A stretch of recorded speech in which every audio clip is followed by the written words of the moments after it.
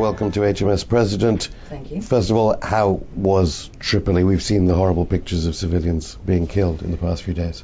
Oh, Tripoli was a mix. From the point of view of the people, they are utterly charming and very dignified and very friendly towards us, even though we are the people perpetrating these things against them.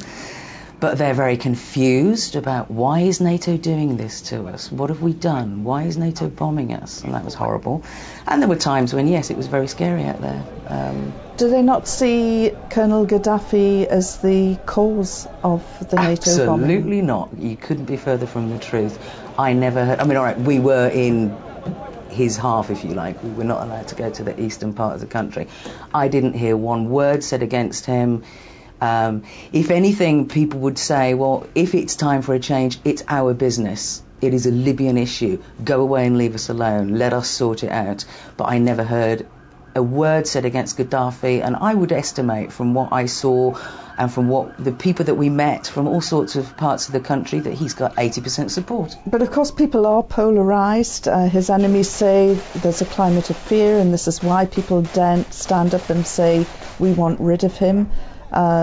It could be argued that they would say that, wouldn't they? It could be argued, yes. Where is the truth in all of this? Because we're getting confused reports from the mainstream media as well. I have never been so ashamed to be a journalist in my life as when I switch on the TV and see what Britain... There's a kind of sarcasm from mainstream journalists who are based in Tripoli. There is. I mean, even when you think back to when Colonel Gaddafi's son was, Arab al-Shaif was killed, it's like, oh, well, according to the Libyans, this has happened, but we haven't checked it out yet. Well, why would they lie about that? If I were at the BBC now, I would be reading as much as I could, looking online, looking on YouTube, and things do get taken down off YouTube quite quickly over this issue, and then just questioning, even at low level, well, why are we doing this? Why aren't we doing this?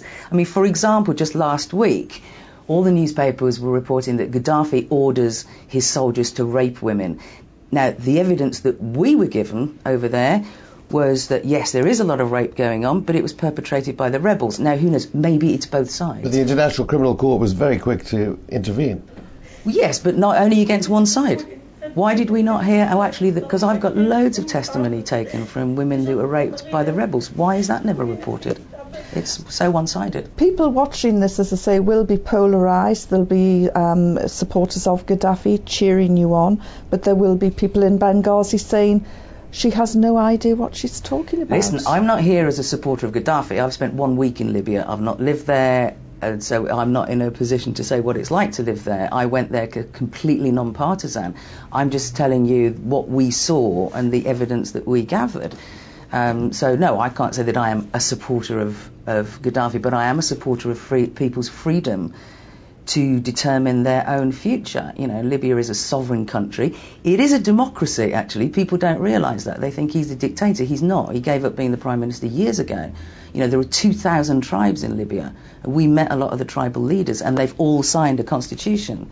Do you think a lot of people you met were concerned that it might be about energy resources? Oh, the oil, of course. Yeah.